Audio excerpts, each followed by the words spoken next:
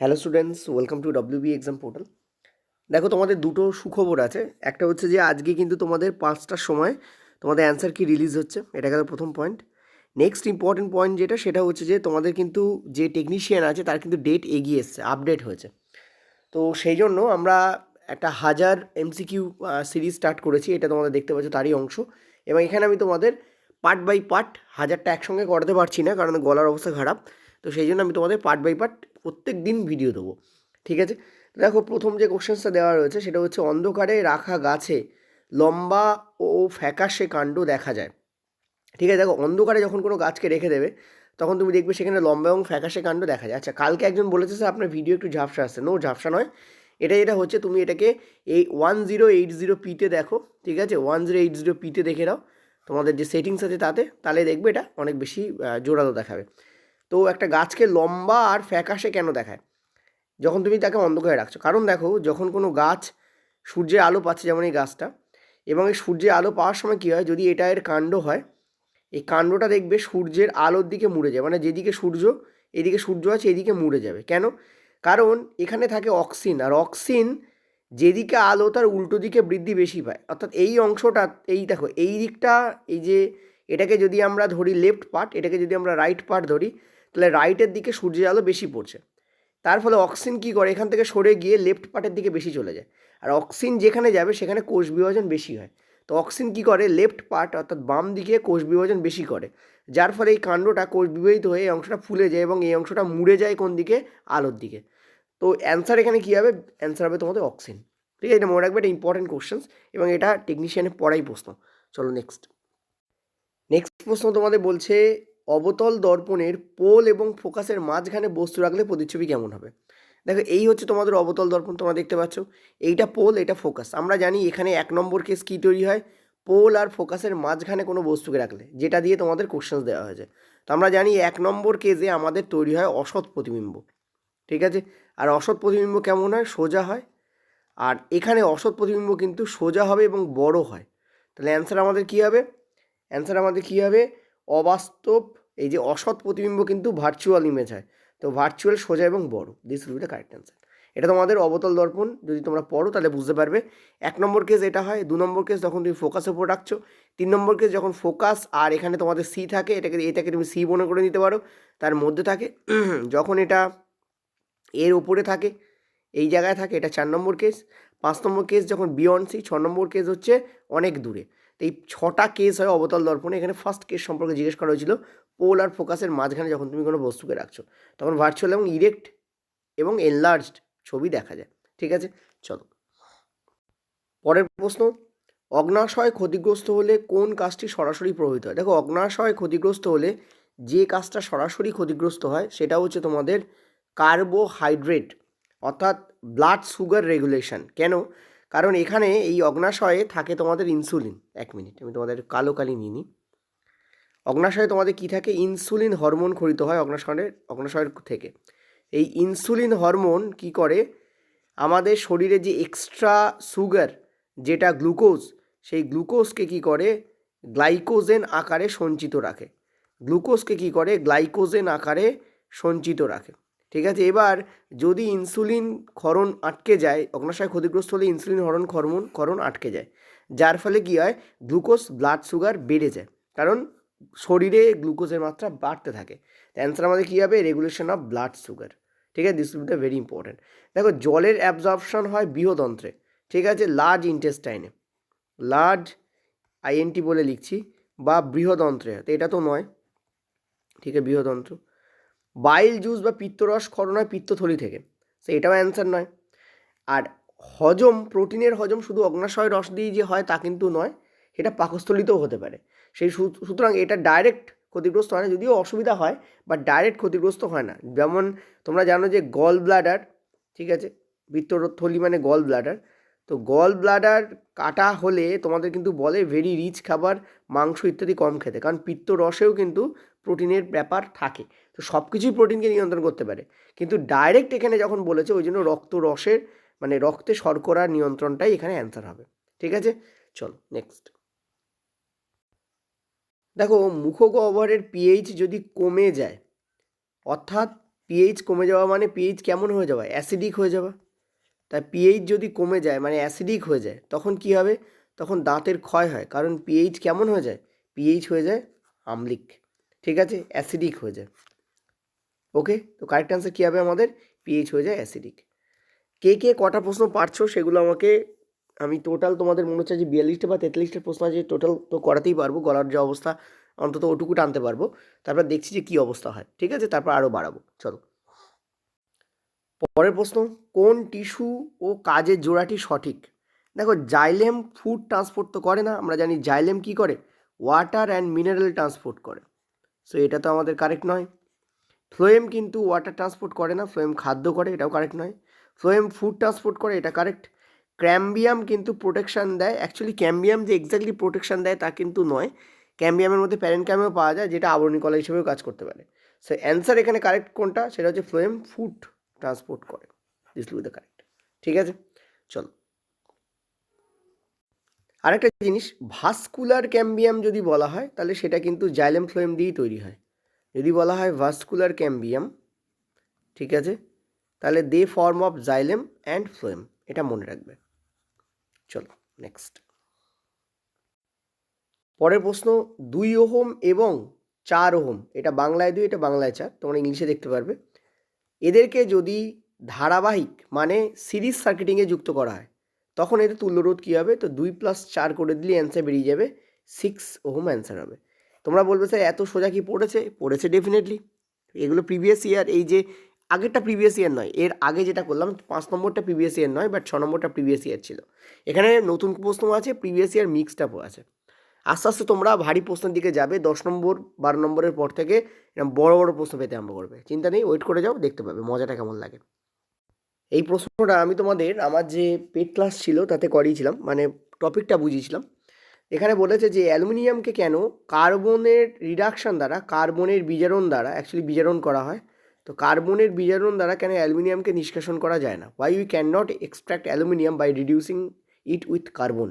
তার কারণ হচ্ছে কার্বন অনেক নিচে অবস্থান করে রিঅ্যাক্টিভিটি সিরিজে, ঠিক আছে, আর অ্যালুমিনিয়াম অনেক উপরে অবস্থান করে, ঠিক আছে, এবং অ্যালুমিনিয়ামের অক্সিজেনের প্রতি একটা ভালোবাসা আছে, সো অ্যালুমিনিয়াম কার্বনের কাছে যেতেই চায় না, অক্সিজেনের সঙ্গে যুক্ত হয়ে Al2O3 তৈরি করে ফেলে, ঠিক আছে, Al2O3 তৈরি করে, এবং দিস ইজ দ্য রিজন যে কারণে মানে অ্যালুমিনিয়াম অক্সাইড যে কারণে কী হয়, অ্যালুমিনিয়ামের সাথে অক্সিজেনের এত বেশি অ্যাফিনিটি থাকে, ভালোবাসা আছে, যে কার্বনের কাছেও যেতেই চায় না, ঠিক আছে, তো this is the basic reason যে কারণে aluminium has strong affinity to oxygen বা for oxygen, this is the correct answer. অক্সিজেনের প্রতি অ্যালুমিনিয়ামের তীব্র আকর্ষণ রয়েছে, যে কারণে অ্যালুমিনিয়াম কার্বন দ্বারা রিডিউসড হয়ই না, সেই কারণে কার্বনের রিডাকশন দ্বারা অ্যালুমিনিয়ামকে এক্সট্রাক্ট করা হয় না, ঠিক আছে। চলো পরের প্রশ্ন, বলেছে পরিবাহকের অর্থাৎ যে কন্ডাক্টর আছে তার যদি ক্রস সেকশন এরিয়া বাড়ে, এরিয়া অফ ক্রস সেকশন যদি বাড়ে, অর্থাৎ প্রস্থচ্ছেদের ক্ষেত্রফল যদি বাড়ে, কোনটা প্রস্থচ্ছেদের ক্ষেত্রফল, এই যে দেখতে পাচ্ছি, এই যে দাগটা রয়েছে, এই দাগের যে ক্ষেত্রফল, এই যে এইটা, এই পার্টটা, এই পার্টটা, শুধু এই পার্টটা, অর্থাৎ এই যে গোলটার যে ক্ষেত্রফল, দেখো এ নামক, এটা যদি আমরা 1 ধরি, এটা যদি 2 ধরি, এর দেখো কম আর 2 এর দেখো বেশি, 1 এর দেখো কম এটা, আর 2 এর দেখো ভালোই বেশি, যেহেতু 2 এর বেশি ফলে 2 এর কিন্তু রোধ কী হবে, কম হবে।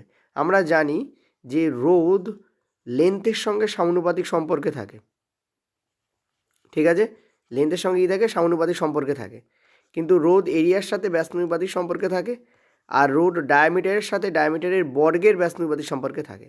তো এই তিনটে রিলেশানকে একটু মাথায় রাখবে। তো কারেক্ট আনসার কী হবে এখানে, ডিক্রিজ রেজিস্ট্যান্স কী করবে, ডিক্রিজ হবে। বলছে কোন পরিস্থিতিটি টেকসই উন্নয়নের উদাহরণ, সাস্টেনেবল ডেভেলপমেন্টের উদাহরণ, শিল্পের জন্য বন উজাড়, দেখো অর্থাৎ শিল্প করতে গিয়ে তুমি যদি ফরেস্টকে কাটতে থাকো তো এটা ডেফিনেটলি নয়। অতিরিক্ত কয়লা ব্যবহার, যদি অতিরিক্ত কয়লা ব্যবহার করো তাহলে যেমন কার্বন মনোক্সাইড, কার্বন ডাইঅক্সাইডের মতো গ্যাস তৈরি হবে, তেমন একটা জিনিস মাথায় রাখতে হবে, ভূগর্ভস্থ ভাণ্ডার ফাঁকাও হয়ে যাবে। অর্থাৎ তুমি যদি এই সমস্ত কার্বন মনোক্সাইডের মতো যদি গ্যাসকে তুমি যদি পরিবেশে বেশি উৎপাদন করো তাহলে সেটা পরিবেশের জন্য মারাত্মক ক্ষতিকারক। নেক্সট হচ্ছে তোমাদের বলছে use solar energy along with conservation, এটা ঠিকই বলেছে, সৌরশক্তিকে তোমাকে ব্যবহার করতে হবে সংরক্ষণের সাথে।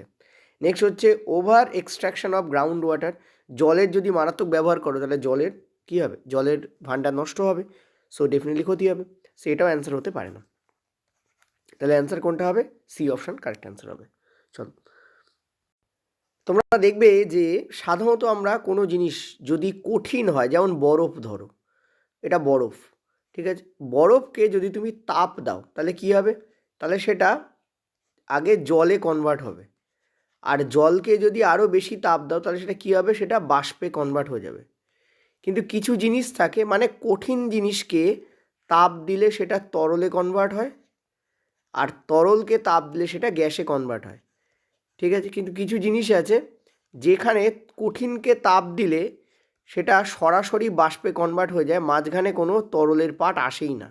ন্যাপথলিনের ক্ষেত্রে এই ঘটনাটা ঘটে। ন্যাপথলিনকে উদ্বায়ী বা ঊর্ধ্বপাতিত জিনিস বলা হয়, সাবলিমেটেড জিনিস বলা হয়, কারণ ন্যাপথলিন কী করে, ওকে যদি তুমি একটু হালকা তাপ দাও বা হাতের গরমে রাখো, ও কী হয়, ডাইরেক্ট উবে যায়। এটার কারণই হচ্ছে এইটা সাবলিমেশন হয়, এবং এটা কেন হয়, কঠিন থেকে ডাইরেক্ট ও বাষ্পে কনভার্ট হয়ে যায়, ভোলাটাইল সলিড বলা হয় এগুলোকে, ঠিক আছে। চলো নেক্সট, এই 10টা প্রশ্নে কারোর অসুবিধা হয়েছে বলে আমার মনে হয় না, অ্যালুমিনিয়ামের প্রশ্নটা ছাড়া, ওটাতে হয়তো সামান্য অসুবিধা তোমাদের হতে পারে, বাট ওভারঅল 10টা প্রশ্ন ইজিই ছিল। 11 দাগ থেকে তোমরা একটু টুইস্ট পেতে আরম্ভ করবে। চলো 11 দাগ থেকে দেখো কোশ্চেন্স তোমাদের কী বলেছে, বলেছে নিচের কোন বিবৃতিটি অক্সিন সম্পর্কে সঠিক। বলছে যে auxin inhibit cell elongation and promotes leaf fall, auxin কোষের দীর্ঘায়ন রোধ করে এবং পাতা ঝরায়। দেখো পাতা কিন্তু ঝরায় না অক্সিন, অ্যাপসাইসিক অ্যাসিড মেনলি পাতা ঝরানোর কাজ করে, ঠিক আছে। এটা কে ঝরায়, অ্যাপসাইসিক অ্যাসিড, ঠিক আছে, অ্যাপসাইসিক অ্যাসিড। তো এখানে কারেক্ট অ্যান্সার এটা তো হতেই পারে না, এটাও এক প্রকারের হরমোন, উদ্ভিজ্জ হরমোন, তো this can not be the correct answer. Next হচ্ছে অক্সিনস মূলত ঊর্ধ্বমুখে কাজ করে এমনটা নয়, অক্সিন কিন্তু কাণ্ডের গ্রোথে যেমন কাজ করে, অক্সিন মূলের গ্রোথেও কাজ করে, সো ডাউনওয়ার্ডেও কাজ করতে পারে auxin, so this can not be the answer. Next হচ্ছে অক্সিন কোষপ্রাচীর নমনীয় করে এবং কোষের দীর্ঘায়ন ঘটায়, এটা কিন্তু সঠিক, বাট আমরা ডি না পড়ে বলতে পারবো না, কারণ যেটা বেশি কারেক্ট সেটা অ্যান্সার হয়।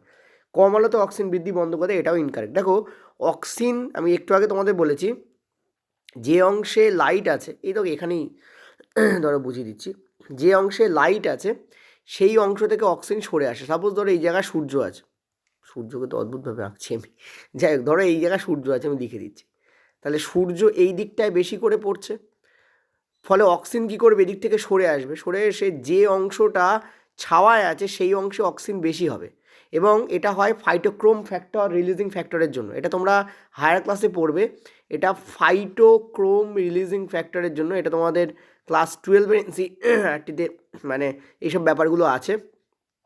ফাইটোক্রোম রিলিজিং ফ্যাক্টর আরএফ, এই ফাইটোক্রোম রিলিজিং ফ্যাক্টর এক প্রকারের হরমোন তৈরি করে, এবং সেই হরমোন থেকে পরবর্তীকালে আবার ওর প্রিকারসার হরমোন, ঠিক আছে, যেটা কিনা মানে প্রোকারসার হরমোন, পরবর্তীকালের হরমোন, যেটা হচ্ছে অক্সিন উৎপন্ন হয়।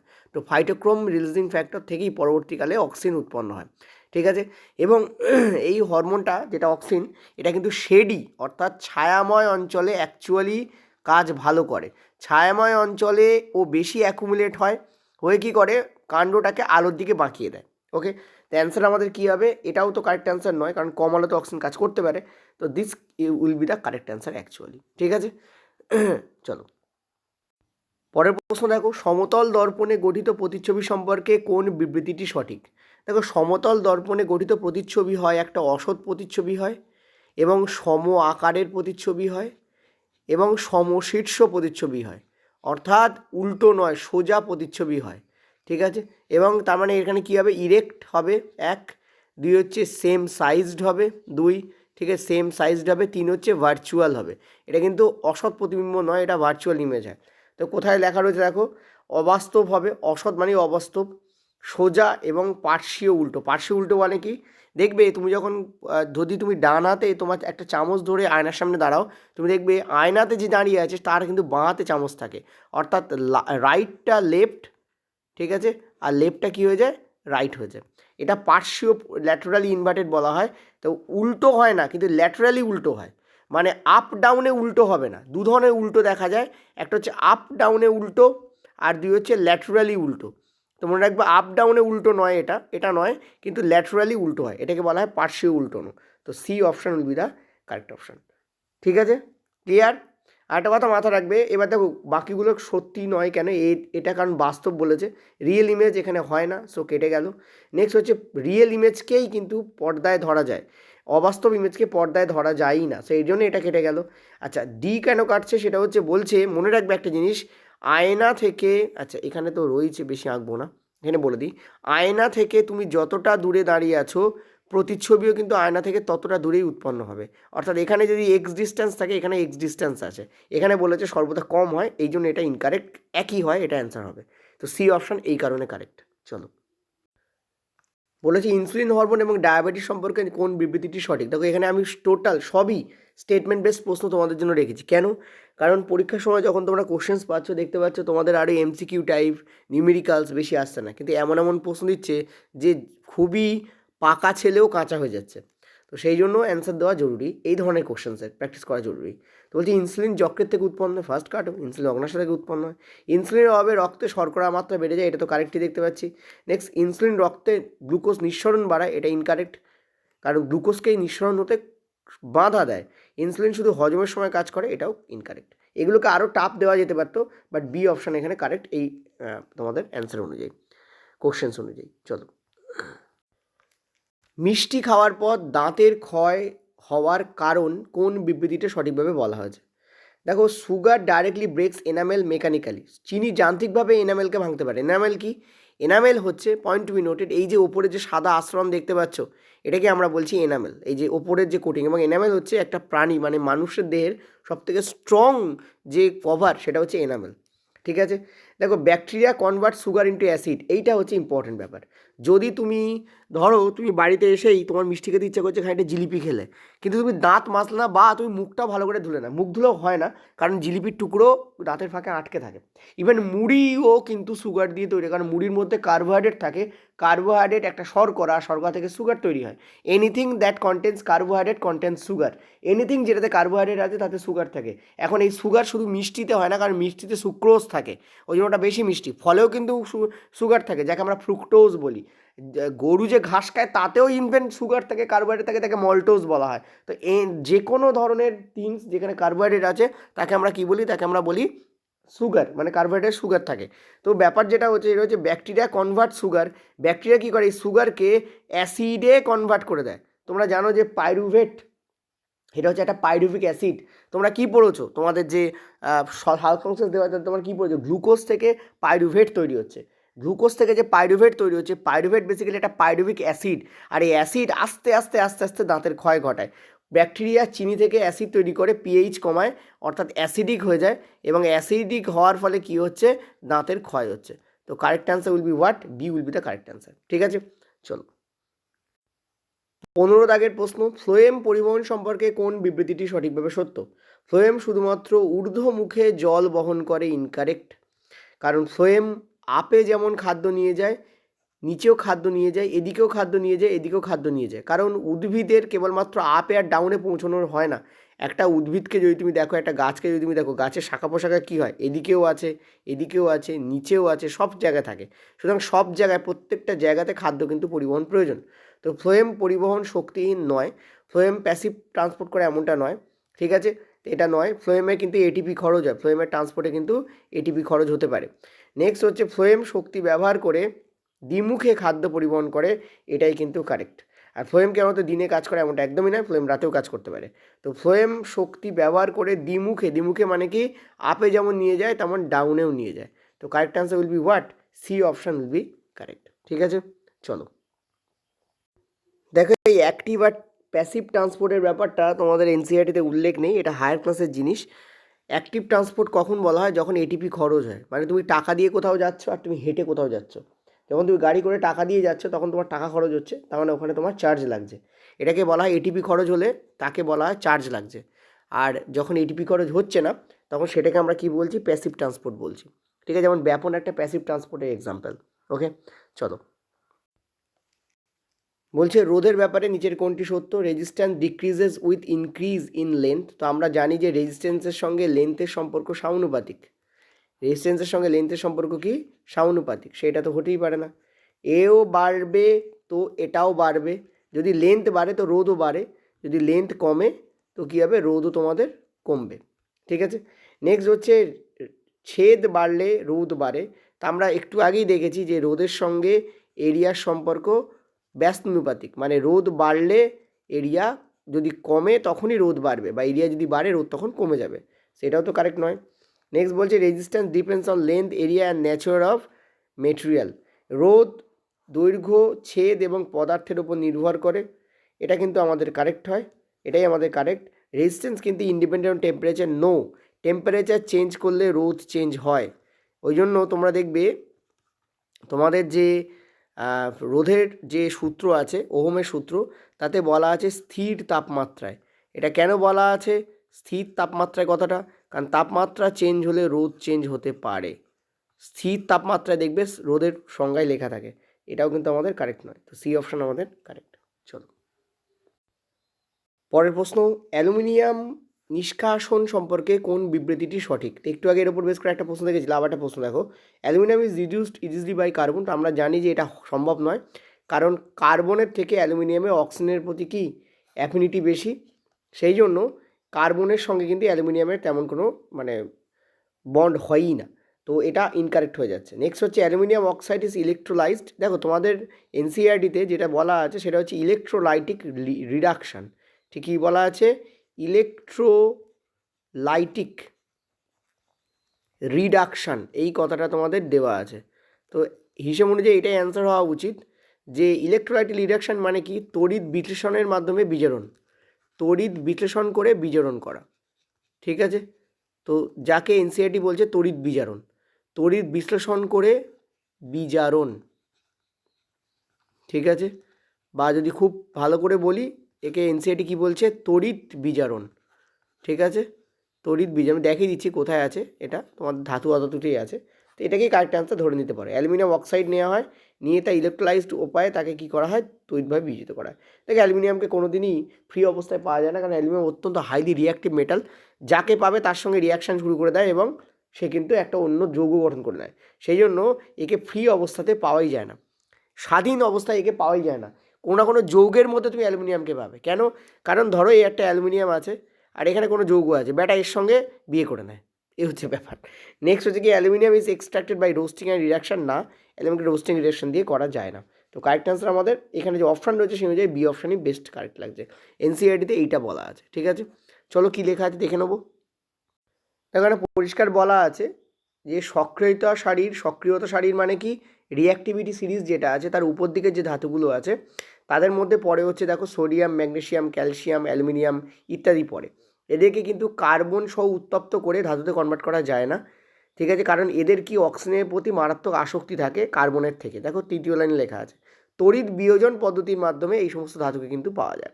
এখানে তোমাদের লিখেও দিয়েছে কীভাবে পাওয়া যায়। তোমরা নিচে একইভাবে অ্যালুমিনিয়াম অক্সাইডের তড়িৎ বিয়োজন করে, একদম লাস্ট লাইন দেখো, একইভাবে এই লাইনটাকে দেখো, একইভাবে অ্যালুমিনিয়াম অক্সাইডের তড়িৎ বিয়োজন করে কি পাওয়া যায়, একইভাবে অ্যালুমিনিয়াম অক্সাইডের তড়িৎ বিয়োজন করে অ্যালুমিনিয়াম ধাতু পাওয়া যায়। বোঝাতে পারলাম আমি? ক্লিয়ার? চলো পরের প্রশ্ন। আলোর বিচ্ছুরণ সম্পর্কে, ডিসপারশন সম্পর্কে কোনটা সত্য? Dispersion occurs because all colours bend equally, সমানভাবে হয়। তো এটা তো হয়ই না, প্রথম কথা সমানভাবে হয়ই না। নেক্সট হচ্ছে কাঁচের ভিন্ন রঙের গতি ভিন্ন ভিন্ন হওয়ার কারণে বিচ্ছুরণ হয়। নেক্সট হচ্ছে dispersion ochre only in air, তা কিন্তু নয়। নেক্সট হচ্ছে বিচ্ছুরণের দিক পরিবর্তন হয় না, ডাজ নট চেঞ্জ। আমরা জানি বিচ্ছুরণে কিন্তু দিক পরিবর্তন হয়, যে দিক দিয়ে যাচ্ছে সেই পথে না গিয়ে ঘুরে অন্য পথে চলে যায়। তো কারেক্ট অ্যান্সার এটাই হবে, ভিন্ন রঙের গতি ভিন্ন হয়। মনে রাখবে যখনই তুমি একটা গ্লাস প্রিজম ইউজ করবে, নিচে ছবি দেওয়া রয়েছে, ফালতু অনেকে লাভ নেই, এটাকে বলা হয় গ্লাস প্রিজম, মানে প্রিজম মেড অফ গ্লাস, একটা প্রিজম যেটা গ্লাস দিয়ে তৈরি। এর মধ্যে যখন সাদা রে তুমি ফেলবে তখন দেখবে বিভিন্ন রঙের আলো বিভিন্ন গতিতে যাচ্ছে এবং তারপর বেঁকে যাচ্ছে। তো this is the basic reason যে কারণে এটা হয়। ঠিক আছে, পয়েন্ট টু বি নোটেড। ওকে, এই হচ্ছে ব্যাপার। তবে আমি একটা জিনিস বলবো, সেটা হচ্ছে যে ডিসপারশন মানে কিন্তু আলোর বেঁকে যাওয়া, বেন্ডিং অফ লাইট। ঠিক আছে, এটা একটু মনে রাখবে। চলো, অ্যাকচুয়ালি এর যে বাংলা হয় সেটা হয় বিক্ষেপণ, যদিও বাংলা করলে আমি দেখেছি 90% কেসে বিচ্ছুরণ আসে, কিন্তু ডিসপারশন শব্দটা দেওয়া আছে কিনা একবার প্লিজ ইংলিশে চেক করে নেবে, বিচ্ছুরণ বিক্ষেপণের প্রশ্ন এলে। স্ক্যাটারিং দেওয়া আছে, ঠিক আছে, নাকি ডিসপারশন দেওয়া আছে। চলো 19 দাগ তোমাদের বলছে ফ্লোয়েমে খাদ্যের গমন সবচেয়ে ভালোভাবে ব্যাখ্যা করা যায় কোনটা দ্বারা? দেখো, the movement of food in phloem is best explained by, ঠিক আছে, ফ্লোয়েমে খাদ্যের গমন সব থেকে ভালো ব্যাখ্যা করা যায় কিসের মাধ্যমে? অ্যান্সার তোমাদের কী হবে? ট্রান্সলোকেশন হবে। এটার কারণ কি আমি বলে দিই, একটা জিনিস মাথায় রাখবে। একটু আগে আমি তোমাদের বলেছি যে এটিপি খরচ। দেখো, খাদ্য নিয়ে যেতে গেলে আমরা জানি যে জল কিন্তু ব্যাপন পদ্ধতিতে মানে ডিফিউশন পদ্ধতিতে এবং অসমোসিস পদ্ধতিতে, ডিফিউশন এবং অসমোসিস একটা টাইপের ডিফিউশনই বটে, অভিস্থাপন একটা টাইপের ব্যাপনই হয়, এবং ট্রান্সপিরেশন পুল অর্থাৎ বাষ্পমোচন টান, অর্থাৎ তোমাদের মনে করে দেখো এই তিনটেকে খুব ভালো করে বুঝিয়েছিলাম, এবারে আবার বোঝাবো, চিন্তা করার কিছু নেই। এই তিনটের মাধ্যমে কিন্তু জল পরিবহন পসিবল হয়, জল এবং খনিজ লবণ কিন্তু, এবং এগুলোকে বলা হয় প্যাসিভ ট্রান্সপোর্ট। এগুলোকে কি বলা হয়? প্যাসিভ ট্রান্সপোর্ট, নট অ্যাক্টিভ, কারণ এখানে এটিপি ইউজ হচ্ছে না, কিন্তু এখানে এটিপি ইউজ হয় এবং এটাকে বলা হয় অ্যাক্টিভ ট্রান্সপোর্ট। ঠিক আছে, এটা নিয়ে তোমাদের এনসিইআরটি ক্লাস 11-12 প্রচুর কিছু লেখা আছে, বাট আমাদের সিলেবাসে নেই 9-10-এর। অ্যান্সার তোমাদের ট্রান্সলোকেশন ইউজিং এনার্জি, ঠিক আছে, এটিপি। এবার এনসিইআরটিতে এক্স্যাক্টলি কী লেখা আছে চলো দেখে নেবো। দেখো, এনসিইআরটিতে এই কথাটা বলা আছে যে ফ্লোয়েমের মধ্যে দিয়ে ট্রান্সলোকেশন যেভাবে ব্যাখ্যা করা যায়, মানে জাইলেমের মধ্যে দিয়ে জলকে যেভাবে ব্যাখ্যা করা যায়, ফ্লোয়েমের মধ্যে দিয়ে ট্রান্সলোকেশনকে সেভাবে ব্যাখ্যা করা যায় না। শক্তি ব্যবহারের মাধ্যমেই ফ্লোয়েমের মধ্যে দিয়ে ট্রান্সলোকেশন হয়। এটিপি শক্তি ব্যবহার করেই ফ্লোয়েম করায় সুক্রোজের মতো বস্তুর কিন্তু পরিবহন করে। আর সুক্রোজ মানে কি? সুক্রোজ মানে একটু আগে কী বলেছি? সুগার, ঠিক আছে। এই পুরো ব্যাপারটা তোমরা একবার পড়ে নিও, তোমাদের বেটার তোমরা বুঝতে পারবে, ঠিক আছে। খুব ইম্পর্ট্যান্ট জিনিস কিন্তু এইটা, ওকে। আচ্ছা চলো আমরা নেক্সট পরেরটা যাব। 20 দাগের প্রশ্ন দেখো, সাদা আলো কাঁচের প্রিজমের মধ্যে দিয়ে গেলে বিভিন্ন রঙে বিভক্ত, এর কারণ কি? কারণ আলোর গতি সমানভাবে পরিবর্তিত হয় কি না?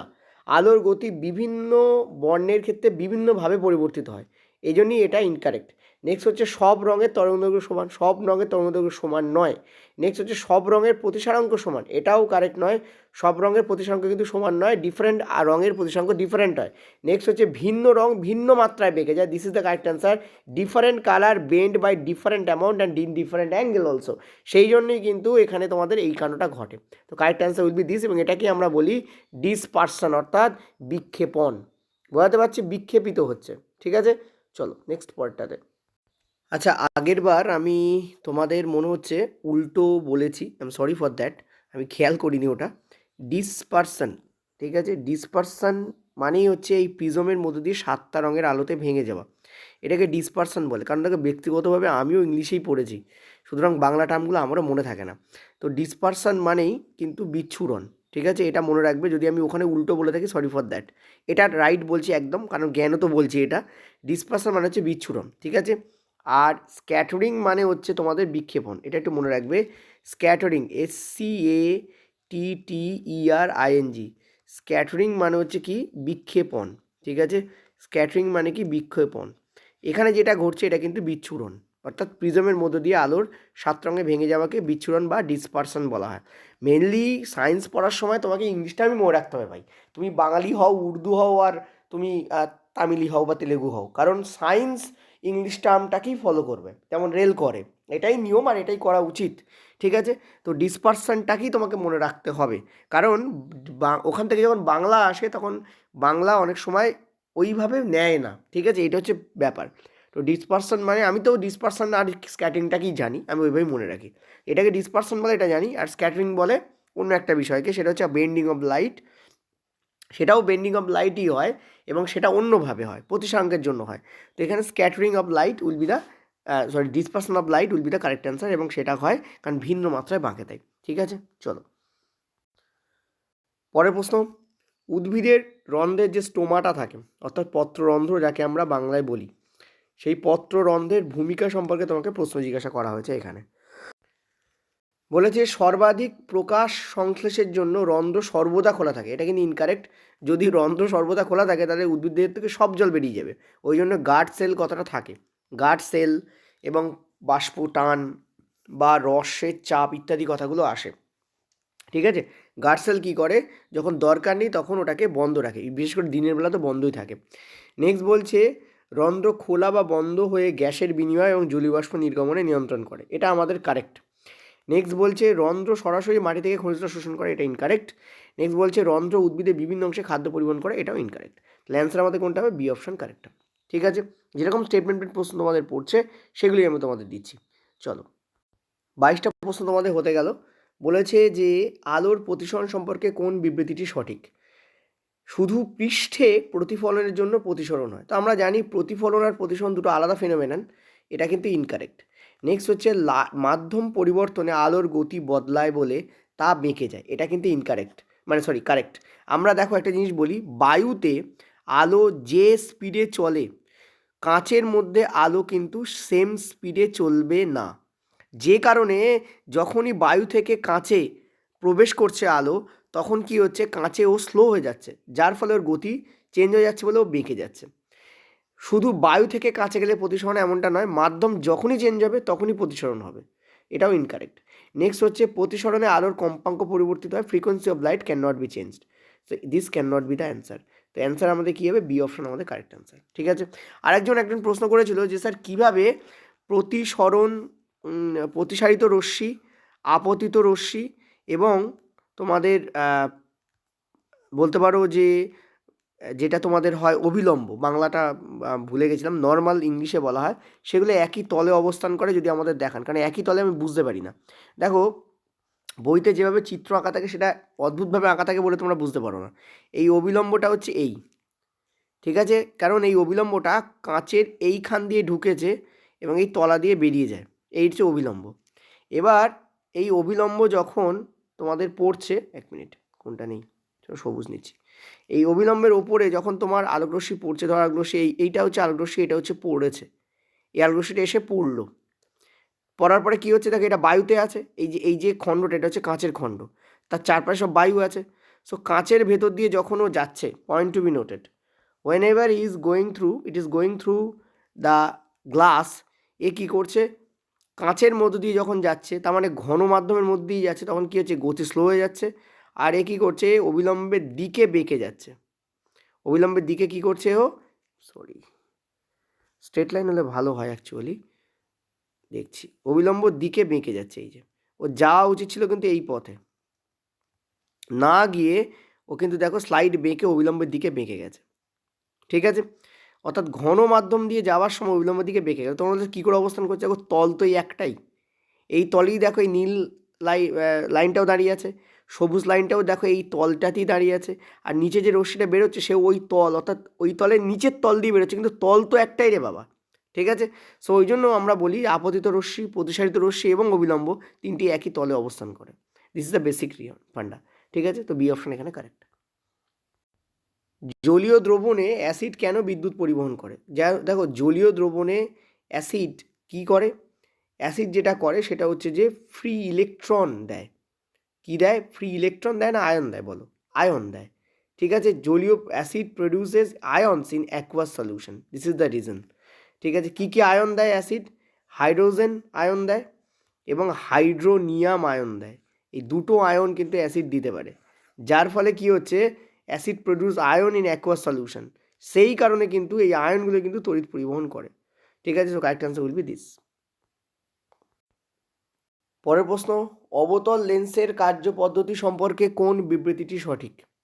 অবতল লেন্স, অবতল লেন্স কেমন দেখতে হয়? আমরা জানি অবতল লেন্স দেখতে এরকম হয়, ঠিক আছে, আর উত্তল লেন্স দেখতে কেমন হয়? এরকম দেখতে হয়। তো এটা হচ্ছে অবতল লেন্স আমাদের, এটা এটা উত্তল, কনভেক্স আর কনকেভ, দিস ইজ কনভেক্স আর দিস ইজ কনকেভ, CONC তো বলছে যে কনকেভ লেন্স সর্বদা বাস্তব এবং উল্টো প্রতিচ্ছবি দেয়। ঠিক আছে, কি বলছে, কনকেভ লেন্স সর্বদা বাস্তব এবং উল্টো প্রতিচ্ছবি দেয়। তো আমরা জানি যে অবতল দর্পণ সর্বদা অবাস্তব, ঠিক আছে, এবং সোজা প্রতিচ্ছবি দেয়। সো এটা তো কারেক্টই নয়। নেক্সট হচ্ছে অবতল লেন্সে সমান্তরাল রশ্মিকে বিচ্ছুরিত করে।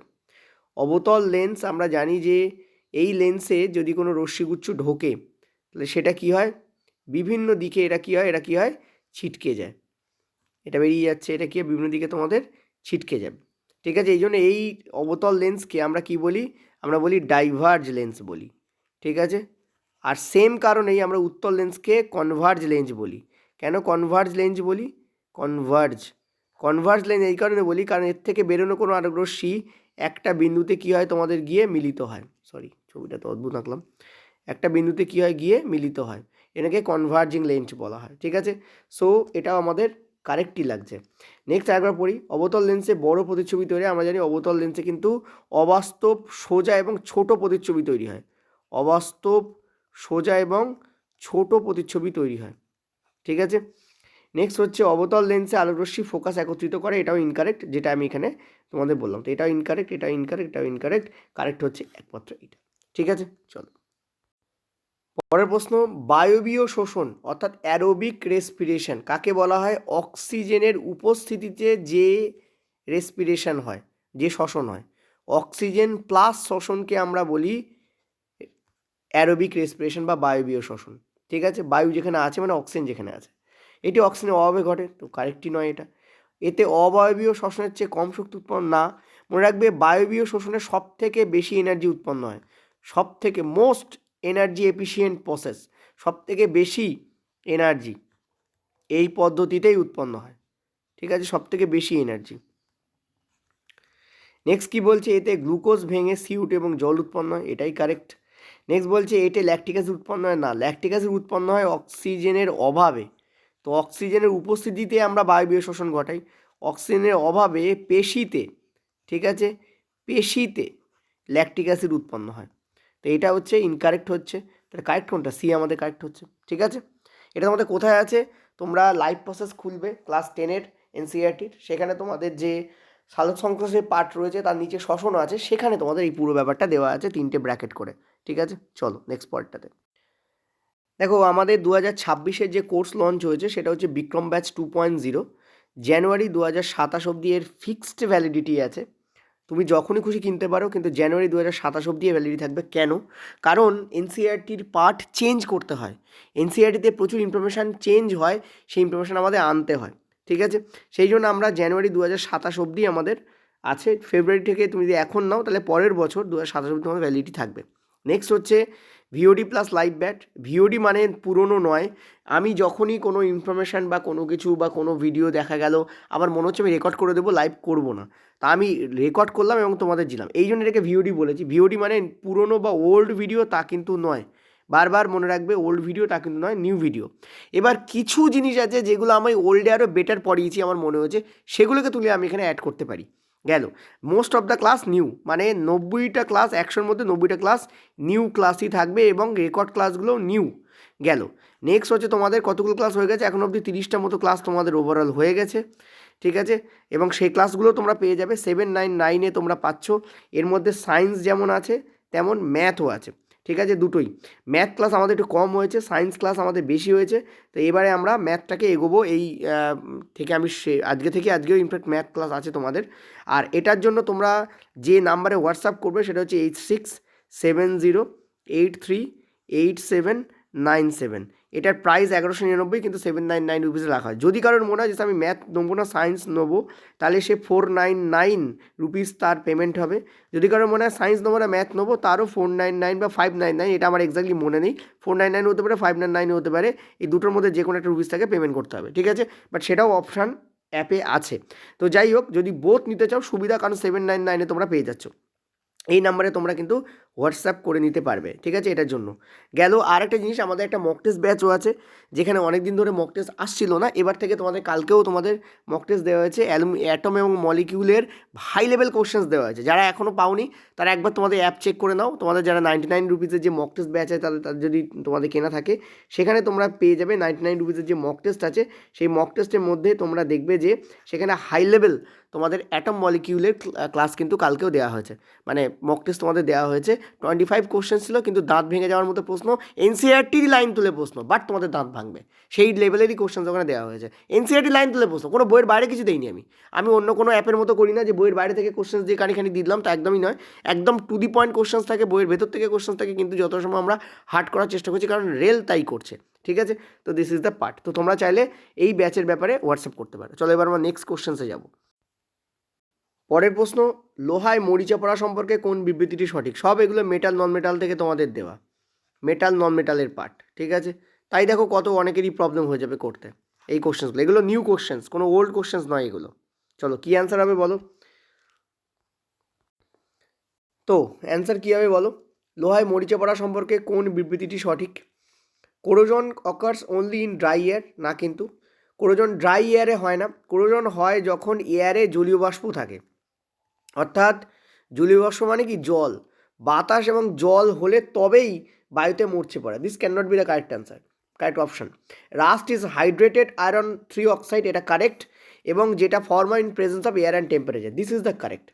ঠিক আছে, অনেকে বলেছে যে স্যার যে অপশানটা বড় মতো আমরা সেটাকে টিক মারি যখন আমি কনফিউজ হই, এরকম করতে যাবে না, একবার ভেরিফাই করে নেবে। যদি দেখো যে 99.99% তোর মনে হচ্ছে এটাই অ্যান্সার হতে পারে, কিছুটা হয়তো সামান্য এ আছে, তখন তুমি বড়টাকে অ্যান্সার করতে পারো। রাস্টিং ইনক্রিজের স্ট্রেংথ অফ আয়রন, না, রাস্টিং কী করে? আয়রনের শক্তিকে কমিয়ে দেয়, সেটা তো অ্যান্সার নয়। নেক্সট হচ্ছে রাস্টিং ইজ ফিজিক্যাল চেঞ্জ, না, রাস্টিং কিন্তু একটা কেমিক্যাল চেঞ্জ। দেখতে পাচ্ছ আয়রন থেকে আয়রন 3 অক্সাইড তৈরি হচ্ছে, সো ডেফিনেটলি এটা কী হবে? এটা ডেফিনেটলি একটা কেমিক্যাল চেঞ্জ তো বটেই, ঠিক আছে? সেই এটা can not be the answer, answer will be B, B will be the correct answer, ঠিক আছে? চলো পরের প্রশ্ন, দণ্ড চুম্বকের চারপাশে চুম্বক ক্ষেত্ররেখাগুলি সম্পর্কে বিবৃতি কোনটা? দেখো এইটা হচ্ছে আমাদের দণ্ড চুম্বক, যদি আমরা দেখি, ঠিক আছে? আমি স্লাইড আজকে আর তৈরি করতে পারিনি, কারণ এটা যদি নর্থ হয় এটা হচ্ছে সাউথ, নইলে ভালো ভালো সাইড সুন্দর তৈরি করে রাখতাম। তা আমরা জানি যে রেখাগুলো নর্থ থেকে বেরোয় এবং সাউথ দিয়ে ঢোকে, আমরা তো জানি এইটা, যে নর্থ দিয়ে ঢোকে আর সাউথ দিয়ে, নর্থ দিয়ে বেরোয় আর সাউথ দিয়ে তোমাদের ঢোকে, এবং এর ভেতরে কি হয়? সাউথ দিয়ে ঢোকে এবং নর্থ দিয়ে বেরোয়, ঠিক আছে? ভেতর দিকে আমাদের এইভাবে হয়, সাউথ দিয়ে ঢোকে আর নর্থ দিয়ে বেরোয়, কিন্তু বাইরে দেখে মনে হয় যেন নর্থ দিয়ে বেরিয়ে সাউথ দিয়ে ঢুকছে, এই হচ্ছে ব্যাপার। তো রেখাগুলো কি মেরুতে উৎপন্ন হয়? মেরুতে ছেদ করে না, রেখাগুলো কোনো দিনই একে অপরকে ছেদ করে না, ঠিক আছে? নেক্সট হচ্ছে দক্ষিণ মেরু থেকে উৎপন্ন হয়ে উত্তর মেরুতে শেষ হয়, তো নর্থ থেকে বেরোয় বেরিয়ে সাউথ দিয়ে ঢোকে, তো এটা তো কারেক্ট নয়। আমরা দেখলাম কি ক্ষেত্ররেখাগুলি বাইরে উত্তর থেকে দক্ষিণে বদ্ধ বক্ররেখা, এটা কিন্তু কারেক্ট। ক্ষেত্ররেখাগুলি বাইরে কেমন রেখা? নর্থ থেকে সাউথের দিকে এবং বদ্ধ বক্ররেখা। কেন কি? কারণ এই রেখাগুলো যখন বেরোচ্ছে তখন ভেতর দিকে বদ্ধ অবস্থাতেই থাকে। রেখাগুলো সর্বদা সরল এবং সমান্তরাল, অলওয়েজ প্যারালাল নয়, বক্ররেখা এরা, অলওয়েজ প্যারালাল তা কিন্তু নয়, এরা বক্ররেখা, ঠিক আছে? সরল রেখা তো নয়, সেটা কেমন হবে? এরা বক্ররেখা, ঠিক আছে? তো ওপরেই তোমাদের বলেছি they are curve lines and they do not intersect each other, তো এখানে D can not be the answer, C আমাদের এখানে একমাত্র কারেক্ট অ্যান্সার হবে। চলো পেড কোর্সের ব্যাপারে তোমরা এই নাম্বারে ফোন করতে পারবে, যে 8670838797। তো বলছে যে ফোন মানে হোয়াটসঅ্যাপ করো প্লিজ, ফোন যদি করো, যদি আমি থাকি তো ধরবো, অ্যাডমিন থাকলেও ধরেন, কিন্তু নর্মালি কী হয় আমাদের ক্লাস, যেমন এখন ক্লাস চলছে, সো ওই ফোনটা অফ আছে, মানে তোমাদের অফ তো নয়, আমি বলবো যেটা তোমাদের ডিসকানেক্ট করা আছে ইন্টারনেট থেকে, তোমরা মেসেজ করলে পরে মেসেজগুলো ঢোকে এই। তো বন সংরক্ষণের যৌক্তিকতা সম্পর্কে কোনটা সঠিক? Conservation of forest. তোমরা দেখবে যে এই ধরনের প্রশ্ন তোমাদের কিন্তু এবারে রেলে পড়েছে, যদিও এগুলো সিলেবাসের বহির্ভূত প্রশ্ন, বাট স্টিল দেওয়া হয়েছে। কেন জানো? কারণ তোমাদের যেই যদিও ওই যে এনভায়রনমেন্ট আছে না, ওই এনভায়রনমেন্টের মধ্যে এই রকমের ঘেঁষা কিছু পার্ট আছে, এই জন্য অনেক সময় কী হয়, এনভায়রনমেন্টের মধ্যে এআই দিয়ে কোশ্চেন্স করতে গিয়ে এই প্রশ্নগুলো চলে আসে, এবং এটা রেলেরও হয়েছে, সেই জন্য আমিও এই টাইপের প্রশ্ন তোমাদের কিছু রেখেছি, জাস্ট আর কিচ্ছু না। এবং প্রশ্নগুলোকে নর্মাল লজিক খাটিয়েও উত্তর দেওয়া যায়, বিশাল কিছু হাতি ঘোড়া ব্যাপার নয়। তো বলেছে বন সংরক্ষণের জন্য, বন সংরক্ষণ কেন করব? বন মাটির উর্বরতা কমায়? কমায় না, বাড়ায়। কীভাবে বাড়ায়? যত জৈব পাতা পচনশীল জিনিস পড়ছে সেগুলো পচে, বুঝতেই পারছে, জৈব সার বাড়াচ্ছে। নেক্সট হচ্ছে ফরেস্ট ইনক্রিজ কার্বন ডাইঅক্সাইড, না, এগুলো তো নর্মাল জানি। বন বাস্তুতান্ত্রিক ভারসাম্য রক্ষা করে, এটাই কারেক্ট হবে। বন খনিজ গঠন কমায়, তা নয় অ্যাকচুয়ালি, সো কারেক্ট কোনটা হবে? এটাই আমাদের কারেক্ট হবে, ঠিক আছে? চলো বিভব পার্থক্য এবং তড়িৎ প্রবাহের সম্পর্ক সম্পর্কে কোন বিবৃতিটি সঠিক? বিভব বাড়লে প্রবাহ কমে। তারপর কি বলেছে? দেখো আমরা জানি যে যদি তুমি, পয়েন্ট টু বি নোটেড, যদি তুমি কি রাখো? স্থির রাখো। কি স্থির রাখো? তাপমাত্রা। যদি তুমি তাপমাত্রা স্থির রাখো, স্থির তাপমাত্রায় কোনো কন্ডাক্টরের মধ্য দিয়ে যে বিভব পার্থক্য হয় ভি, সেটা সমানুপাতিক হয় কার? আয়ের সাথে। এটাকেই আমরা ওহমের সূত্র বলি। তাহলে বিভব বাড়লে প্রবাহ কমবে, এটা তো ভুল। নেক্সট বলছে নির্দিষ্ট পরিবাহকের ক্ষেত্রে প্রবাহ বিভবের সমানুপাতিক। প্রবাহ মানে আই, সেটা বিভবের সমানুপাতিক, এটা আমি কারেক্ট ধরবো। নেক্সট হচ্ছে current is independent of resistance, এটা একদমই নয়। রোধ হচ্ছে সেটাই যা তড়িৎ প্রবাহকে বাধা দেয়। সো রোধ বাধা দেয়, কাকে বাধা দেয়? রোধ ডিস্ট্র্যাক্ট করে, কাকে করে? কারেন্টকে। সো এটা তো ইনকারেক্ট, যে রোধের সঙ্গে কারেন্টের কোনো রিলেশনই নেই, তো এটা তো নয়, সেটা গেল। নেক্সট হচ্ছে বিভব তারের রঙের উপর নির্ভর করে, কোনো দিনই নির্ভর করে না। সো কারেক্ট অ্যান্সার কী হবে? B will be the correct answer here. ঠিক আছে, চলো পরের প্রশ্ন। রেল লাইন জোড়ার কাজে থার্মাইট বিক্রিয়া ব্যবহারের কারণ কোন বিবৃতিতে আছে? অ্যাবজর্বস না, তাপ উৎপন্ন হয়। থার্মাইট রিয়াকশান হচ্ছে তাপ মোচি বিক্রিয়া, তাপ বেরিয়ে যায় এমন বিক্রিয়া। মোচনকারী মানে বেরোয়, মোচন মানে কি? বেরোয়। সো তাপ শোষণ করে তো ডেফিনেটলি নয়। এতে গলিত লোহায় প্রচুর তাপ উৎপন্ন হয়, ইয়েস। এটা দ্রুত অক্সিজেন উৎপন্ন হয় না। এতে অ্যালুমিনিয়ামের প্রধান উপাদান গলিত লোহা এবং প্রচুর তাপ উৎপন্ন, এটাই কারেক্ট। দেখো স্টুডেন্ট এখানে কোন দুটো অপশানের মধ্যে গোলাবে, সেটা হচ্ছে বি অপশান আর ডি অপশান। দেখো ডেফিনেটলি থার্মাইট বিক্রিয়ায়, ঠিক আছে, যে এক মিনিট, থার্মাইট রিয়াকশান যেখানে হয়, যে বিক্রিয়া হয়, তাতে ব্যবহার করা হয় কি তোমাদের বলে দিচ্ছি, Fe2O3 ব্যবহার করা হয়, এবং এটা সলিড আকারে ব্যবহার করা হয়, তার আয়রন 3 অক্সাইড, কিন্তু আয়রন চূর্ণ ব্যবহার করা হয়, তার সঙ্গে অ্যালুমিনিয়াম চূর্ণকে ব্যবহার করা হয়। তাহলে দুটোই সলিডকে ব্যবহার করা, এটাও solid and this also solid. এবং কি করা, এদেরকে প্রচণ্ডভাবে উত্তপ্ত করা হয়। এবং এই অ্যালুমিনিয়াম কী আকারে কাজ করে জানো? বিজারক আকারে কাজ করে, এটা মনে রাখবে। যদি এটা দিয়ে দেয়, অ্যালুমিনিয়াম কাজ করে তোমাদের বিজারক আকারে। কী আকারে কাজ করে? বিজারক আকারে। এবং মানে রিডিউসিং এজেন্ট আকারে কাজ করে, যদি ইংলিশে বলো রিডিউসিং এজেন্ট আকারে কাজ করে অ্যালুমিনিয়াম। এই রিডিউসিং এজেন্ট বা অ্যালুমিনিয়াম কী করে? এখানে প্রচণ্ড পরিমাণ তাপ উৎপন্ন করে, এবং তার সঙ্গে গলিত লোহাকে পাওয়া যায়, এবং এটাকে লিকুইড বা মোল্টেন ফরম্যাটে পাওয়া যায়, এবং তার সঙ্গে অ্যালুমিনিয়াম অক্সাইড উৎপন্ন হয়, Al2O3 উৎপন্ন হয়। এবং অ্যালুমিনিয়াম অক্সাইড কিন্তু সলিড আকারে পাওয়া যায় অ্যালুমিনিয়াম অক্সাইডকে। এবং এর সাথে প্রচণ্ড পরিমাণ কি উৎপন্ন হয়? হিট প্রডিউস হয়, প্রচণ্ড পরিমাণে হিট প্রডিউস হয়। ঠিক আছে, সো মেন কিন্তু নয়, মেন হচ্ছে অ্যালুমিনিয়াম হওয়া থাকে, কিন্তু মেন হচ্ছে এইটা আয়রন অক্সাইড। ক্লিয়ার হচ্ছে? ওকে, চলো নেক্সট আমরা পরেরটায় যাব। পরের প্রশ্ন খুবই ইন্টারেস্টিং প্রশ্ন, বলছে উদ্ভিদের জলক্ষয় হলেও বাষ্পমোচন কেন প্রয়োজন? বাষ্পমোচন কীভাবে হয়? যদি একটা পাতাকে আমরা দেখি, পাতার এখানে যে ফুটো আছে বা স্টোমাটা আছে, তা দিয়ে কী হয়? জলীয় বাষ্প এবং গ্যাসের আদান প্রদান হয়। জল যখন অতিরিক্ত হয়ে যায়, তখন এই স্টোমাটাগুলো দিয়ে কী হয়? পত্রন্ধ্রগুলো দিয়ে কী হয়? জল বেরিয়ে যায়। তার ফলে কী হয়? জল বেরিয়ে যাওয়ার ফলে, ভালো করে বুঝবে, জলের অণু যেই বেরিয়ে যায়, তখন পিছনের অণু, দেখো এখানে ধরো একটা জলের অণু আছে, আমি একটা জিনিস করি, এই গোলগুলোকে তোমাদের আমি জলের অণুর মতো করেই দেখাই, তাহলে বেটার বুঝতে পারবে। এক মিনিট, ধরো এইগুলো হচ্ছে জলের অণু, এই যে ছোটো ছোটো দেখতে পাচ্ছ, ঠিক আছে? তো একটা জলের অণু এখান থেকে ধরো বেরিয়ে যাচ্ছে, এই বেরিয়ে যাচ্ছে, ঠিক আছে, বেরিয়ে যাচ্ছে। তো পেছনের জলের অণু তখন ওকে পুশ করে, ফলে এই জলের অণুটা আবার এখানে চলে আসে, সেও বেরিয়ে যায়। এরকম করতে করতে কী হয়? মূলের ওখানে একটা পুল তৈরি হয়, টান তৈরি হয়, পুল বা টান তৈরি হয়। ঠিক আছে, একে বলা হয় বাষ্পমোচন টান। Because of transpiration this pull creates, that is why it is called transpiration pull বা বাষ্পমোচন টান। কেন? এই টানের ফলে কি হয়? মূলে জল প্রবেশ করে। The answer will be this, এই টান সৃষ্টি করে জাইলেমে জলের ঊর্ধ্বগমন ঘটায়। This is the basic reason. ঠিক আছে, এটা আর একটা জিনিস, এটা কিন্তু উদ্ভিদের তাপমাত্রা কমায়, এখানে বলেছে বাড়ায়, ওই জন্য অ্যান্সার নয়। গ্যাসের বিনিময় বন্ধ করে, একদমই নয়, গ্যাসের বিনিময় চলতে থাকে। ঠিক আছে, এবং উদ্ভিদের এটি সব খনিজ পদার্থ উদ্ভিদ থেকে বের করে দেয়, এটাও ইনকারেক্ট, কখনোই সেটা করে না। তো this will be the correct answer. ঠিক আছে, চলো 32 দাগ। বলছে আকাশ নীল কেন দেখায়? দেখো আকাশ নীল দেখায় এই কারণে, কারণ নীল রঙের আলো সব থেকে বেশি বিক্ষেপিত হয়, মানে স্ক্যাটার হয়। নীল রঙের আলো কী হয়? সব থেকে বেশি স্ক্যাটার বা বিক্ষেপিত হয়। হ্যাঁ, এটা কারেক্টই বলেছি, স্ক্যাটার ইংরেজি বিক্ষেপণ। ঠিক আছে, সব থেকে বেশি বিক্ষেপিত হয় কি? নীল রঙের আলো। সো নীল রং কী করে? দাঁড়াও, সব থেকে বেশি ছড়িয়ে যায় কে? নীল রঙের আলো। অ্যাকচুয়ালি নীল আর ভায়োলেট দুটোই ছড়ায়, কিন্তু ইন্ডিগো অ্যান্ড ভায়োলেট, বাট নীল আর ভায়োলেটের মধ্যে পার্থক্য আমাদের চোখ করতে পারে না, ওই জন্য নীলই দেখায়। ঠিক আছে, এখানে বলেছে নীল রঙের আলো সব থেকে বেশি কম বিচ্ছুরিত হয়। দেখো স্ক্যাটার ইংরেজি কিন্তু বিচ্ছুরণ দিয়েছে, তা কিন্তু নয়, সেটা তো অ্যান্সার নয়। নেক্সট বলছে ক্ষুদ্র তরঙ্গদৈর্ঘ্যের নীল আলো সব থেকে বেশি বিচ্ছুরিত হয়।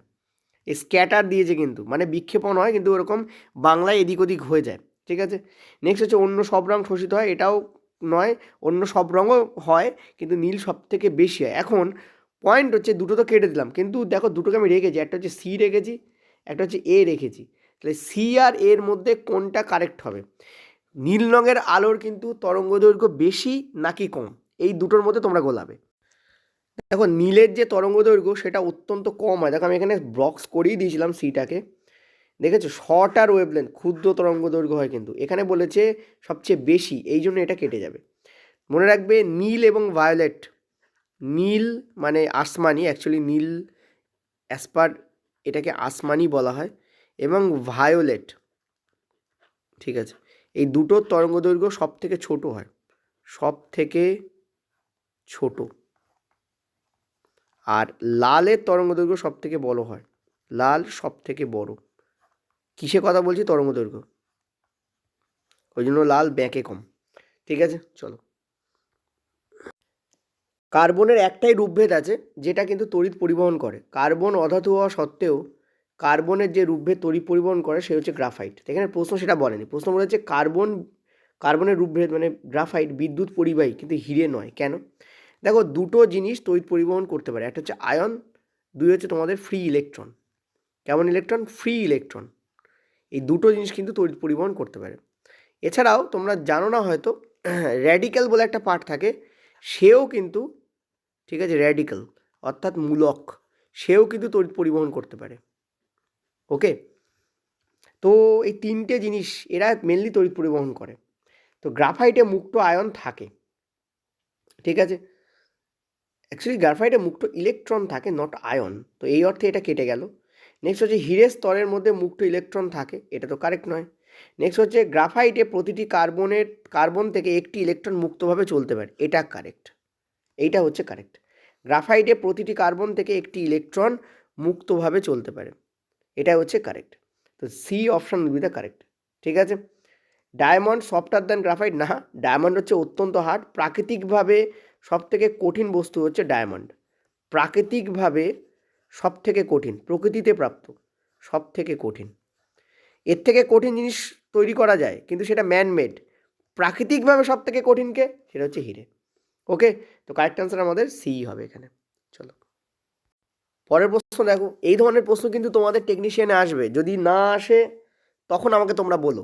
ঠিক এই টাইপের প্রশ্ন আসবে, এগুলো কিন্তু একটাও মানে অনেক প্রশ্নই আমি প্রিভিয়াস ইয়ার থেকে নিয়েছি, কিন্তু বেশিরভাগ প্রশ্ন এখানে কিন্তু নতুন প্রশ্ন। আর এই হাজার সিরিজে এই যে হাজার এমসিকিউ উল্লেখ করেছি, এখানে তোমাদের কিন্তু নতুন প্রশ্নই আসবে, একদিন অন্তর একদিন তোমাদের ভিডিও আসবে। আজকে যেমন ভিডিও এলো, কালকে আসবে না, পরের দিন আসবে। এবং কটার সময় আসবে আমি সেটাও বলে দিচ্ছি তোমাদের, 7:30 PM করে তোমাদের ভিডিও আসবে। ঠিক আছে, 7:30 PM, 7:30 PM তোমাদের ভিডিও আসবে। ওকে, একদিন অন্তর একদিন। তোমাদের বলছে স্থির বিভবে রোধ বাড়লে প্রবাহ কমে, অর্থাৎ বিভব যখন স্থির তখন রোধ বাড়লে প্রবাহ কমে, কোন বিবৃতিটি সঠিক? বলছে রোধ বাড়লে বিভব নিজে বাড়ে। দেখো আমরা যখন দেখব যে এর সাথে এর সম্পর্ক কী ছিল, এই সম্পর্ক ছিল না, এখানে যখন আমরা ইকুয়াল টু তুলে দেবো তখন আমরা দেখব রোধের সঙ্গে আই ইনটু হয়ে আসে, রোধের সঙ্গে আই কী হয়, ইনটু হয়ে আসে, এইটা আমাদের আসে। তো এখান থেকে আমরা কী পাচ্ছি, আর ইকুয়াল টু কি, ভি বাই আই। ঠিক আছে, ভি ইকুয়াল টু আই আর, এখান থেকে আমরা কী পাচ্ছি, আর ইকুয়াল টু কী পাচ্ছি, ভি বাই আই পাচ্ছি। ঠিক আছে, তার মানে রোধের সঙ্গে ভোল্টেজ সম্পর্কে আমরা সমানুপাতিক পাচ্ছি এবং আয়ের সম্পর্কে আমরা এই অপশান অনুযায়ী আমরা ব্যস্তানুপাতিক পাচ্ছি, তাই না? অর্থাৎ এখানে রোধ বাড়লে আই কমবে বা আই কমলে রোধ বাড়বে, যে কোনো একটা, এই হচ্ছে আমাদের সম্পর্ক। এখানে বলছে রোধ বাড়লে বিভব নিজে বাড়ে। নেক্সট কী বলছে, ওহমের সূত্র অনুযায়ী প্রবাহ রোধের ব্যস্তানুপাতিক, এইটাই আমাদের কারেক্ট অ্যান্সার হবে। This is the correct answer actually. ঠিক আছে, রোধ শুধুমাত্র তাপমাত্রার উপর নির্ভর করে এমনটা নয়, রোধ দৈর্ঘ্য, তাপমাত্রা, এরিয়া অফ ক্রস সেকশন, একটু আগে বলেছে, অনেক কিছুর উপর নির্ভর করে। বেশি রোধে বেশি প্রবাহ তৈরি হয়, এটাও আমাদের ইনকারেক্ট। ঠিক আছে, এটা তো ইনকারেক্ট কেন বুঝতে পারছি, এই যে রোধের সঙ্গে সম্পর্ক কি, সমানুপাতিক হচ্ছে হিসেব অনুযায়ী। যদি তুমি এইটাও দেখো তাও সমানুপাতিক হচ্ছে, বাট এক্স্যাক্টলি ওইভাবে হয় না, কিন্তু ওর থেকে বেশি কারেক্ট হচ্ছে বি আমাদের, সেই জন্য বি অপশন আমাদের সঠিক হচ্ছে। ঠিক আছে, এ তো এমনি রং। চলো পরেরটাতে। আচ্ছা, আর একটা জিনিস, তোমাদের কিন্তু মার্চ মাস থেকে আমাদের যে প্রাইস আছে সব কিছুরই বাড়বে। তোমরা জানো যে কিছু মানে রিসেন্ট কিছু চেঞ্জেস এসছে এডুকেশন ইন্ডাস্ট্রিতে, এবং তার নিরিখে কিছু রেটও চেঞ্জ হয়েছে। তো মার্চ মাস থেকে আমাদের প্রাইস বাড়বে। এখনও অবধি প্রাইস তোমাদের ওই 799-ই আছে আর 499-এ আছে। এই দুটো ছাড় দিয়েই এই দুটো তোমরা চাইলে এখন নিতে পারো। আর 99 যেটা আছে ওটা 99 থেকে ওটা সামান্য বাড়বে, বা 99 রুপিসেরই আছে। ঠিক আছে, আজকেও একটা মক টেস্ট তোমাদের এখানে অ্যাড হবে, আমি বলেও দিচ্ছি, অ্যাসিড বেস সল্টের ওপরে, অ্যাসিড বেসের ওপরে। তো যাই হোক, ফার্মেন্টেশনে বায়বীয় শোষণের চেয়ে কম শক্তি উৎপন্ন হয়। ফার্মেন্টেশন কাকে বলা হয়? ফার্মেন্টেশন হচ্ছে সন্ধান। সন্ধান প্রক্রিয়ায় কি হয়, যখন অক্সিজেনের অনুপস্থিতিতে, অক্সিজেন না গ্রহণ করে, উইদাউট অক্সিজেন যখন আমাদের শ্বসন চলে, তখন সেটাকে আমরা সন্ধান প্রসেস বলি, যাকে ইংলিশে ফার্মেন্টেশন বলা হয়। ঠিক আছে, যেমন ইস্টের ফার্মেন্টেশন, ইস্ট নামক যে ছত্রাক আছে তার ফার্মেন্টেশন হয় যখন। ঠিক আছে, তো glucose partially broken down without complete oxidation, this is the correct option. Glucose পুরোপুরি ব্রোকেন ডাউন হয় না, কারণ সেখানে পুরো অক্সিজেন থাকে না, তাই ফার্মেন্টেশন অক্সিজেন উৎপন্ন, এটা incorrect. Carbon dioxide not released হয় কম পরিমাণ। নেক্সট হচ্ছে ফার্মেন্টেশন অকার্স ইন মাইটোকন্ড্রিয়া, না। তো কারেক্ট অ্যান্সার কী হবে? গ্লুকোজের অসম্পূর্ণ জারণ হয় ফার্মেন্টেশনে। ঠিক আছে, চলো নেক্সট প্রশ্ন, জল না থাকলে অ্যাসিড আম্লীয় ধর্ম দেখায় না, কোন বিবৃতিটি সঠিক? অ্যাসিড জলে হাইড্রোজেন আয়ন উৎপন্ন করে, এটা কারেক্ট। দেখো, অ্যাসিড নর্মাল অবস্থায় কিন্তু আম্লীয় ধর্ম দেখায় না। অ্যাসিডকে যখন তুমি জলে দ্রবীভূত করবে, ঠিক আছে, অ্যাসিডকে যখন তুমি জলে দ্রবীভূত করবে, actually which statement why acid do not show acidic behaviour in absence of water? এটা অ্যাকচুয়ালি ইনকারেক্ট। অ্যাসিড যে জলের ছাড়া দেখায় তা নয়, এটা বলা উচিত ছিল তড়িৎ পরিবহন কেন করে না। ঠিক আছে, এটা বললে বেটার হতো। জলে অ্যাসিড হাইড্রোজেন এবং হাইড্রোনিয়াম আয়ন দেয়, সেই জন্যই এই ব্যাপারটা ঘটে অ্যাকচুয়ালি। বাট এটাও অনেক অংশে সত্যি, তো এটাকে নিতে পারো। এখানে যখন অপশান দিয়েছে তখন অ্যাসিড জলে হাইড্রোজেন আয়ন উৎপন্ন করে, এটাই কারেক্ট। শুধু হাইড্রোজেন নয়, অ্যাসিড কিন্তু হাইড্রোনিয়াম আয়নও উৎপন্ন করতে পারে। হাইড্রোনিয়াম আয়নের এ সংকেত হচ্ছে H3O। ঠিক আছে, নেক্সট হচ্ছে অ্যাসিড নিরপেক্ষ হয়, অ্যাসিডকে ক্ষারীয় করে দেয়, এগুলো নয় answer will be this is the correct. কারণ অ্যাসিডের যে কর্মপদ্ধতি সেটা হাইড্রোজেনের জন্যই হয় বেসিক্যালি। ঠিক আছে, চলো নেক্সট পরেরটাতে। তোমাদের যে অ্যান্সার কি রিলিজড হয়েছে, সেই অ্যান্সার কি তোমরা 8670838797 পাঠাও। যাদের মোটামুটি মার্কস, এটা তো তোমাদের মার্কস দিচ্ছে, যাদের মোটামুটি মার্কস 60 থেকে 70-এর মধ্যে আসছে, তারা চিন্তা করো না, তাদের কিন্তু নর্মালাইজ মার্কস আরও বাড়বে এবং বেড়ে কাট অফ ক্লিয়ার হবে, আমার যেটা মনে হয়। কারণ এবছরে আমরা যদি দেখি, তোমাদের ভ্যাকান্সি কম, ফর্ম ফিল আপ প্রচুর বেশি হয়েছে, এবং সেই অর্থে উচিত কাট অফ বাড়া, এটাই মানে মানে নর্মাল ট্রেন্ড, যেটা উচিত বলতে ট্রেন্ডের কথা বলছি, ট্রেন্ড যেটা বলছে কাট অফ বাড়বে। কিন্তু ঘটনা হচ্ছে, কিন্তু কোশ্চেন্স অনেক বেশি টাফ এসছে এবারে, অনেক বেশি অ্যানালাইটিক্যাল কোশ্চেন্স আসার ফলে অনেকেই কোশ্চেন্সটাকে সোজা করে উত্তর দিতে পারেনি, যার ফলে ওভারঅল প্রাপ্ত মার্কস যেহেতু এই রেঞ্জে আছে 60 থেকে, আমি দেখতে পাচ্ছি আমার কাছে যারা পাঠিয়েছে তারা 60 to 63 এই রেঞ্জে মার্কস যাচ্ছে সব অন অ্যান অ্যাভারেজ। তো এই রেঞ্জে যদি মার্কস হয় তাহলে কাট অফ কত বাড়তে পারে মার্কস, নর্মালাইজ মার্কস। এবার রেল যদি জোর করে বাড়ায় অন্য কথা, বাট ঘটনা হচ্ছে বাড়ার চান্সটা একটু কম এবারছে, মানে বাড়ার চান্স বেশি, কিন্তু কাট অফ খুব বেশি আসার চান্স এবারে আমি বলবো এই ট্রেন্ড অনুযায়ী কম। এখন জানি না কি হতে পারে, যে রেলের তো কিছু বোঝা যায় না, যেমন দেখতে পাচ্ছ হুসুস করে সব এক্সাম ডেট পাবলিশ করছে, সো ওর মানে দায় বোঝাই ভার, সোজা কথা বলতে। ঠিক আছে, অনেকে বলে যে নারীকে নাকি বোঝা যায় না, ব্রহ্মা বলেছেন, আমি তো বলবো রেলকে বোঝা যায় না। যাই হোক, তো চলো, রিয়ার ভিউ মিরর হিসাবে উত্তল দর্পণ ব্যবহারের কারণ কোনটা? Sorry, there is no gender disintegration, এসব কোনো ব্যাপার না, জাস্ট এমনি বলেছি, ডোন্ট মাইন্ড। তো হচ্ছে রিয়ার ভিউ ইমেজ মিরর কোনটা হয়? আমরা জানি কনভেক্স মিররকে আমরা রিয়ার ভিউ বলি, কনভেক্সের বাংলা হচ্ছে উত্তল দর্পণ। ঠিক আছে, সো উত্তল দর্পণ, কারণ মিরর বলেছে তাই। আচ্ছা, 1 মিনিট, কাইটা একটু চেঞ্জ করে নিই। ওকে, হ্যাঁ চলো, তো রিয়ার ভিউ কারণ হচ্ছে এটা কেমন চিত্র দেয়? বাস্তব এবং বড় না, বাস্তব চিত্র তো দেয়ই না, বাস্তব বলে তো উল্টো হয়ে যাবে। বিস্তৃত ক্ষেত্র দেখায় এবং সোজা প্রতিচ্ছবি দেয়, এইটা হচ্ছে কারেক্ট। ঠিক আছে, ইট provides wider field view with erect image, সোজা প্রতিচ্ছবি দেয়, যদিও প্রতিচ্ছবি ছোট হয়, মূল বস্তু থেকে প্রতিচ্ছবি ছোট হয়, কিন্তু বিস্তৃত ক্ষেত্র অনেক, তুমি গাড়ির পেছনে কতটা আছে পুরো প্রসেসটাকে তুমি দেখতে পাবে। এই জন্যই এইটা হচ্ছে বি অপশান আমাদের কারেক্ট। এগুলো কিন্তু তোমরা যদি এই কোশ্চেন্সগুলোকে আমার সলিউশন ছাড়া করো, দেখবে তোমার আটকাবে। তুমি ওয়ান গোতে দুম করে মানে দেখলার উত্তর দিলে চলে গেলে, এই ধরনের কোশ্চেন যেটা নয়। আর রেল এবারে এই টাইপের কোশ্চেন্সই করেছে। এই যে নাম্বার দেওয়া রয়েছে, এই নাম্বারেই তোমরা অ্যান্সার কি পাঠাতে পারবে, এই নাম্বারেই তোমরা তোমাদের যে তোমাদের কোর্সের ব্যাপার বা অন্য কিছু নিয়ে তোমরা কোয়ারি করতে পারবে, ঠিক আছে। তো অ্যান্সার কি পাঠানোর নাম্বারও কিন্তু এইটা। তোমরা পাঠিও পিডিএফ, আর যারা ডাউনলোড করতে পারছো না তারা তোমাদের ডিটেলসটা পাঠিও, কনফিডেন্সিয়াল থাকবে, চিন্তা করার কোনো কারণ নেই। আমরা নর্মালি পিডিএফ শেয়ার করি না, এবং তোমরা যদি ডাউনলোড করতে না পারো ওই পিডিএফটা আমরা তোমাদেরকে পাঠিয়ে দেবো। যারা যারা আমাদেরকে পাঠাবে তাদেরকে আমরা পিডিএফ পাঠাবো, ঠিক আছে। এখানে বলছে যে পুনঃবন্যায়ন বন্যা নিয়ন্ত্রণে সাহায্য করে, একটু ইংলিশটা পড়ি। ও পুনঃবনায়ন তার মানে অ্যাফরেস্টেশন, রিফরেস্টেশন, এর অ্যাকচুয়াল কারেক্ট ইংরেজি হচ্ছে অ্যাফরেস্টেশন, ঠিক আছে। ডিফরেস্টেশন আর অ্যাফরেস্টেশন বলে দুটো কথা আছে। তো অ্যাফরেস্টেশন বা রিফরেস্টেশন মানে পুনরায় বন তৈরি করা, বন্যা নিয়ন্ত্রণে কেন হেল্প করে? গাছ বৃষ্টির জলপ্রবাহ বাড়ায়। অ্যাকচুয়াল ঘটনা হচ্ছে যেটা, সেটা হচ্ছে যে মূল মাটি বাঁধে ও জল শোষণ বাড়ায়। Root bind soil and increase the water absorption in ground, this is the correct, ঠিক আছে। এটাই হচ্ছে মেন কারণ। সারফেস রান অফ ওয়াটার নয়, সেটা হচ্ছে দেখো ট্রি যখন থাকে তখন যেটা কী হয় জানো, ঘাস বিশেষ করে বা বড় গাছ, ঠিক আছে, ঘাস বড় গাছ উভয়ই এরা কি করে, গাছ মাটিকে ধরে রাখে, ফলে বন্যার সময় যখন জল নাবে তখন মাটি উপরে বেরিয়ে আসতে পারে না জলের সাথে। তো this is the correct answer, মূল মাটি বাঁধেও জল শোষণ বাড়ায়।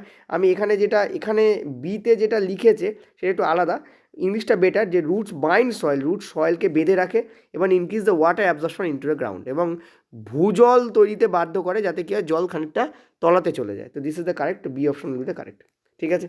চল নেক্সট তোমাদের বলছে মিশ্র ধাতু বিশুদ্ধ ধাতুর চেয়ে কঠিন কেন?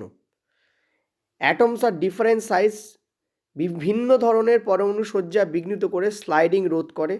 মিশ্র ধাতুতে এক ধরনের ধাতু থাকে, এটা তো কারেক্ট। মিশ্রণে শক্তি কমে না, মিশ্র শব্দ নরম হয় না, এটাই কারেক্ট, ঠিক আছে।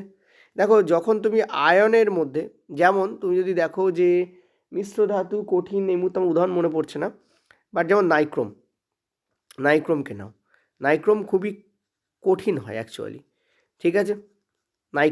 ক্রোমিয়াম এবং নিকেল, এই দুটো মেন, নিকেল এবং ক্রোমিয়াম এদের মেন, এই দুটো। নাইক্রোমকে যখন তুমি দেখছো, যখন কী হয় নাইক্রোম এবং ক্রোমিয়ামের যে পারমাণবিক সজ্জা তারা একে অপরের সাথে যুক্ত হয়ে বন্ড তৈরি করে নাইক্রোম তৈরি করছে, এই জন্য এরা অনেক বেশি কী হয়, ঘর্ষণ কমাতে পারে। আর ঘর্ষণ কমানোর কারণে এদের ক্ষয়ও কম হয়, ঠিক আছে। ঘর্ষণ যত বেশি তত ক্ষয় বেশি হয়, ঘর্ষণ কমে গেলে কী হয়, ক্ষয় কমে যায়। এই জন্য বলছে স্লাইডিং রোধ করে, প্রিভেন্ট স্লাইডিং হচ্ছে এক প্রকারের ঘর্ষণ হলে তোমাদের কি হয়, কমে যায়, ঠিক আছে। তো এইটা হচ্ছে কারেক্ট অ্যান্সার হয় যে ভিন্ন ধরনের পরমাণু সজ্জা বিঘ্নিত করে স্লাইডিং রোধ করে, ঠিক আছে। অ্যাটমস অফ ডিফারেন্ট সাইজে disturb the regular arrangement and prevent sliding. চলো নেক্সট, ইলেকট্রিক ফিউজের গলনাঙ্ক কম রাখা হয় কেন? ওভারলোডে বেশি প্রভাব পড়ে, অতিরিক্ত প্রবাহে দ্রুত গলে বর্তনী ভাঙার জন্য, this is the correct, to melt quickly and break circuit to access current. যখনই ইলেকট্রিক কারেন্টে দেখবে এরকম ধরনের দুটো এরকম দুমুখে জোড়া থাকে এবং সেটা এসে যুক্ত হয়, যখনই এই ছিন্ন হয়ে যাচ্ছে তখন টোটাল সার্কিটটা ব্রেকডাউন হয়, কারণ একটা লুজ কানেকশান হলেও কী হয়, এই সার্কিটের মধ্যে দিয়ে বেশি পরিমাণ কারেন্ট যায়। দুটো জিনিসে কারেন্ট ফ্লো বেশি হয়, একটা হচ্ছে ওভারলোড আর দুই হচ্ছে কারেন্ট লিকিং, যাকে শর্ট সার্কিট বলা হয়, ঠিক আছে। শর্ট সার্কিটে কারেন্ট লিকিং বলা হয়। কারেন্ট সার্কিট যখন শর্ট হয়ে যাচ্ছে, অর্থাৎ এখান থেকে ওখান দিয়ে সেখান দিয়ে সার্কিট তৈরি হয়ে যাচ্ছে, তো এই শর্ট সার্কিট, এই দুটো কারণে কিন্তু আমাদের বাড়িতে ভয়ানক পরিস্থিতি তৈরি হয়। তো মেন জিনিস যেটা, সেটা হচ্ছে এই কানেকশানটাকে যদি তুমি কেটে ফেলো, যেটা করে তোমাদের ইলেকট্রিক ফিউজ, ঠিক আছে। তো কারেক্ট আনসার এটাই হবে আমাদের। বলছে স্নায়ুতন্ত্র ও হরমোনীয় নিয়ন্ত্রণের পার্থক্য সম্পর্কে কোন বিবৃতিটি সঠিক? দেখো প্রথম কথা, স্নায়ু কিন্তু স্পিডে কাজ করে। স্নায়ু ক্ষেত্রে একটা জিনিস হচ্ছে, স্নায়ু হচ্ছে অত্যন্ত দ্রুত কাজ করে, কিন্তু স্নায়ুকোষ দেহের সর্বত্র পৌঁছতে পারে না। তো রিচ ইম্পর্ট্যান্ট, REACH, রিচ মানে কি, পৌঁছানো দরকার। সেই পৌঁছানোর অংশে কে কাজ করে? মেন কাজ করে হচ্ছে হরমোন। কে কাজ করে? হরমোন। ঠিক আছে, সো কারেক্ট অ্যান্সার কী হবে দেখো এখানে, স্নায়ু নিয়ন্ত্রণ ধীর, স্নায়ু নিয়ন্ত্রণ ধীর নয়। রাসায়নিক বার্তা মেনলি হরমোন প্রেরণ করে, সো রাসায়নিক বার্তা কিন্তু অনলি স্নায়ু প্রেরণ করে তা কিন্তু নয়, এই জন্য এটা কেটে গেল।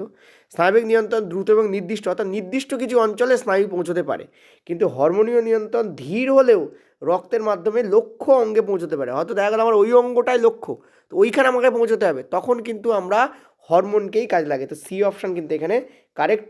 কেন এ অপশান কারেক্ট নয়, কারণ এখানে ধীর বলেছে, স্নায়ু কিন্তু ধীর নয়, স্নায়ু অত্যন্ত স্পিড। ঘটনা হচ্ছে সব জায়গায় স্নায়ু পৌঁছতে পারে না।